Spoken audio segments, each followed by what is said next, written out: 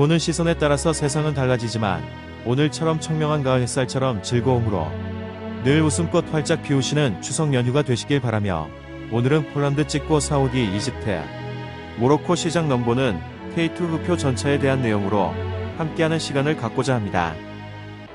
폴란드 찍고 사우디 이집트 모로코 시장 넘보는 K2 흑표 전차. 폴란드에서 대량 수주라는 계가를 올린 K2 흑표 전차에 대한 세계 바이어들의 관심이 심상치 않다. 최근 방산업계에선 사우디아라비아, 이집트의 K2 전차 대량 도입설이 꾸준히 제기되고 있다. 모로코가 현지 면허 생산을 추진 중이라는 소문도 흘러나온다. 이런 관측에 대해 K2 전차 제작사인 현대로템 측은 사실무근이라며 일축하고 나섰다. 다만 모로코가 알제리에 맞서 신형 전차 도입을 추진 중인 것은 사실이다. K2 외에는 이렇다 할 대안을 찾기 어려운 상황이라서 가까운 시일 내 모로코의 K2 도입설은 사실무근에서 유력 또는 성사 소식으로 바뀔 수도 있다. 움직이는 포대, 존재감 과시한 전차. 러시아 우크라이나 전쟁은 글로벌 방산 시장의 판도를 완전히 바꿔놓고 있다. 특히 현대전에서 전차의 중요성이 다시 부각된 계기가 됐다.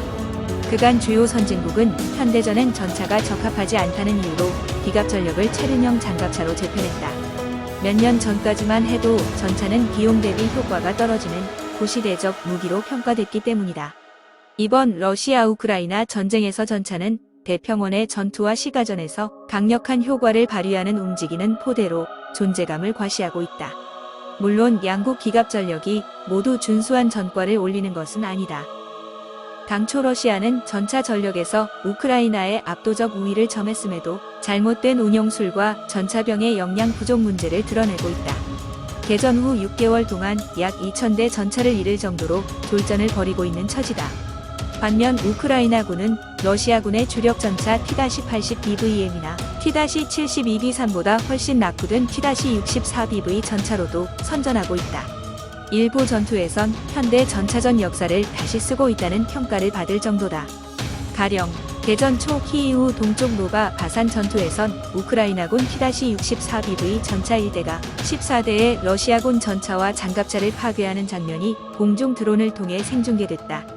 격전지 마리우폴에선 우크라이나군 전차 2대가 러시아군 1개 대대 전술단의 진격을 반나절 이상 저지했다. 적절한 훈련으로 전술만 잘 다듬으면 현대전에서 전차가 얼마나 무서운 무기가 될 수 있는지 보여준 사례다. 우크라이나 전황을 매일 분석하는 세계 군 당국은 현대전과 미래 전쟁에서 전차의 중요성을 깨닫고 있다. 이에 따라 우크라이나와 인접한 동유럽은 물론 세계 여러 나라가 그간 미뤄오던 전차 전력 현대화 사업을 추진 중이라는 소식이 계속 들려오고 있다. 시장이 요동치면서 방산업계의 선수들도 본격적인 판촉 활동에 나섰다. 현재 수출 시장에서 주목받는 모델은 한국 K2 전차를 비롯해 미국 M1A2 에이브람스, 독일 레오파르트 2A7 플러스, 프랑스 NX-56 르클레르, 영국 챌린저 3, 중국 VT-4, 러시아 T-90m 등 7종이다.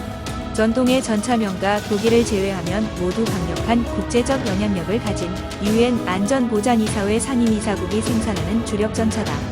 하나같이 각 생산국이 주력 전차로 운용 중이거나 세계 여러 나라에 대량 수출된 명품들이다. 그럼에도 세계 각국이 한국 K2 전차에 주목하는 이유는 무엇일까? 미국 전차의 핵심, 열화 우라늄 포탄 장갑. 미국 M1A2는 걸프전에서 맹위를 떨친 M1A1의 개량형이다. 현재 M1A2D 새 V4 모델까지 개량이 이뤄졌고 올해 10월 차세대 에이브람스 모델이 새로 등장할 예정이다. 미군이 사용한다는 프리미엄 덕에 세계 최강 전차라는 평가가 있지만 어디까지나 미군 사양에만 해당되는 얘기다. 미군 M1A2 전차의 장갑재와 관통자는 열화 우라늄을 사용한다. 원자량이 커 밀도가 대단히 높은 물질이다. 열화 우라늄 장갑은 보통 장갑재와 비교하면 같은 두께로 2배 이상 방어력을 발휘한다. 전차 포탄에 쓰일 경우 텅스텐을 사용하는 동급 포탄보다 20에서 30% 이상 높은 관통력을 낸다. 미군 사양 M1A2의 구체적인 공격력과 방어력은 기밀이지만 다른 나라 것보다 포신이 짧은 44구경장, 120mm 활강포에서 쏘는 M829A4, 날개 안정 분리 철갑탄의 관통력이 900mm에 달하는 것으로 알려졌다. 전면 방어력은 균질 아변강판 화학 에너지탄 피격 기준 1400mm 이상이라고 한다. 문제는 열화우라늄 대신 텅스텐 포탄과 일반 복합 장갑을 사용하는 수출용 M1A2의 성능은 미군용보다 크게 떨어진다는 점이다. 미국의 최신 수출용 앱즈인 KWA2는 M829A4와 같은 조건으로 발사될 때 관통력이 595mm에 불과하다. 스웨덴 육군 시험평가 결과에 따르면 장갑제의 방호력도 화학 에너지탄 피격 기준 900mm 이하였다. 예멘 내전에 투입된 사우디아라비아군 소속 에이브람스 시리즈 전차가 여러 차례 격파된 이유다. 미국은 자국군 전차가 열화우라늄 소재를 활용해 충분한 공격력, 방어력을 확보했기에 주포 및 장갑제를 개량할 의사가 없어 보인다. 곧 공개될 차세대 에이브람스에도 공격력 강화를 위해 주포 포신을 연장하거나 고성능 신형 장갑제를 도입할 계획은 없는 것으로 알려졌다. 이처럼 수출용 M1A2의 스펙으론 러시아 T-90m이나 중국 90, 90, 96식 신형 전차와 대등한 전투가 어렵다. 그럼에도 대당 가격은 200억 원이 넘고 기술 이전, 면허 생산 조건도 까다롭다. 폴란드가 미국과 관계 강화를 위한 정치적 목적으로 도입한 것을 빼곤 최근 몇 년간 해외 수주 실적이 없다시피 하다. 납기 지연 심각한 독일 레오파르트 2A7 플러스. 한때 서방 전차 시장을 평정해 세계 표준으로 평가된 독일 레오파르트 2 시리즈는 어떨까? 최신 개량형 레오파르트 2A7 플러스는 M1A2보다 경쟁력이 더 떨어져 보인다. 독일은 방산 수출에서 특유의 정치적 올바름을 잣대로 삼는다. 무기 수출 심사 과정에서 구매국의 도덕성을 자기네 기준으로 평가하는 것이다. 어지간한 나라는 독일제 무기를 사겠다고 제한하기 어려울 정도로 진입장벽이 높다. 사우디가 16조 원을 들여 독일제 전차 800대를 구입하려 했으나 독일은 정치적 올바름을 내세워 거부한 바 있다. 레오파르트 2A7 플러스의 높은 가격과 유지비도 간과할 수 없다. 해당 전차는 독일군 도입 가격이 1,500만 유로에 달한다. 그마저도 전차의 핵심 옵션인 능동방어 장치와 일부 전자 장비를 뺀 가격이다.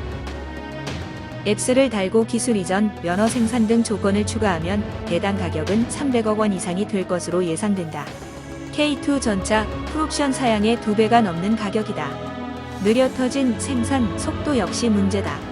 독일군은 2017년 1월 기존 레오파르트 2A4 차량을 A7 버전으로 개량하는 계약을 제조사 KMW와 체결했다. KMW가 초도 물량을 독일군에 납품한 것은 3년 가까이 지난 2019년 10월이었다. 2016년 발주한 A7 플러스 신규 생산 차량은 계약 체결 후 44개월 만인 2021년 독일군에 인도됐다. 최근 독일로부터 전차, 장갑차를 구매한 나라는 대부분 납기 지연을 겪는다. 독일제 기갑 차량은 초도 물량 인수에 4에서 5년, 계약 물량 완납까지 7에서 10년 이상이 걸린다. 글로벌 공급망 교란이 심해진 지금은 납기가 얼마나 더 지연될지 모를 일이다. 미국, 러시아에 이은 무기 수출 대국 프랑스의 전차 모델도 살펴보자. 프랑스의 MX-56 르클레르는 1993년 배치 후 30년 가까이 이렇다 할 성능 개량이 없었다. 현재 프랑스와 독일이 공동 개발하는 차세대 전차로 대체될 예정이라 관심을 보이는 나라가 거의 없다. 프랑스 외에 르클레르를 도입한 나라로는 아랍에미리트가 있다. UAE가 2020년 요르단에 르클레르 전차 80대를 무상 기증한 것을 보면 카탈로그 데이터와 달리 운용상 만족도는 그리 높아 보이지 않는다. 당초 프랑스군은 르클레르 전차를 1,500대 양산할 계획이었으나 실제 생산 물량은 자국군 250대, UAE 수출용 450대에 그쳤다. 결국 도입 단가와 유지비가 크게 늘어나 현재 40% 수준의 가동률을 보이고 있는 것으로 알려졌다. 낡고 비싼 데다 가동률도 떨어지는 전차가 수출 시장에서 경쟁력이 있을 턱이 없다. 다른 대안인 영국의 챌린저 3 전차는 무늬만 영국제라는 평이 지배적이다. 주포와 사격 통제 장치, 장갑제 등 핵심 구성품이 독일제로 채워지기 때문이다.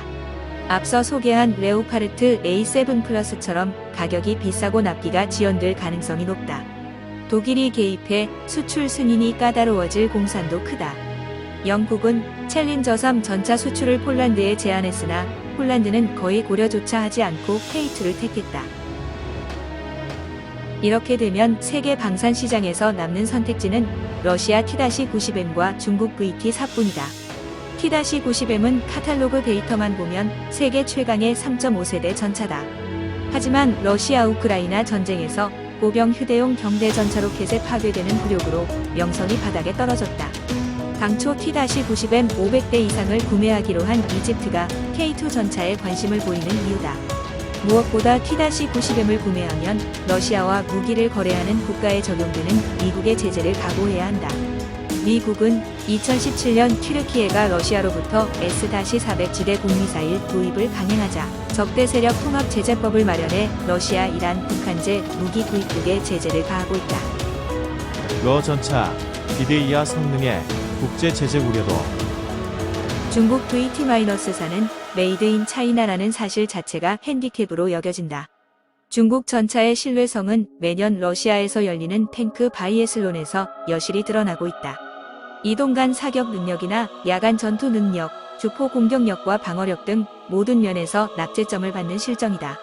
파키스탄은 당초 VT-4 전차 300대를 구매하기로 했으나 1차 도입분 176대를 인수하는 과정에서 추가 구매를 포기했다. 중국 전차의 성능에 실망한 나머지 우크라이나 T-84 오플로셈 전차 구매 의사를 타진하고 있다. 주요 강대국이 내세운 전차들은 가격과 성능, 납기 일정 등에서 한계를 보인다. 신형 전차를 구매하려는 세계 각국 시선이 K2 전차로 향하는 이유다. K2 전차는 소유 국가들이 요구하는 거의 모든 조건을 충족하고 있다. 앞서 소개한 모든 전차를 압도하는 공격력과 방어력은 기본이고 온대, 냉대, 사막 등 모든 환경에서 검증된 신뢰성까지 갖추고 있다. 우수한 가격 경쟁력과 기술 이전 가능성, 구매자의 요구에 맞춘 빠른 납품 등 시장 경쟁력도 뛰어나다. 이제 관건은 외교력이다. 기업의 활발한 판촉과 정부의 적극적인 정책 지원이 뒷받침되면 흑표는 3,600대 생산량으로 한때 서방 세계의 표준 전차로 군림한 독일 표범을 능가하는 글로벌 베스트셀러가 될 수 있다. 국산 K2 흑표 전차가 세계 무기체계 역사의 한 페이지를 장식할 날이 임박했다. 정겨운 말 한마디로 고운 미소가 가득 채워질 수 있는 의미있고 소중한 휴일이 되시길 바라고 원한다는 거 아시죠? 끝까지 함께 해주신 여러 시청자님들께 깊은 고마움과 감사함을 살포시 내려놓습니다.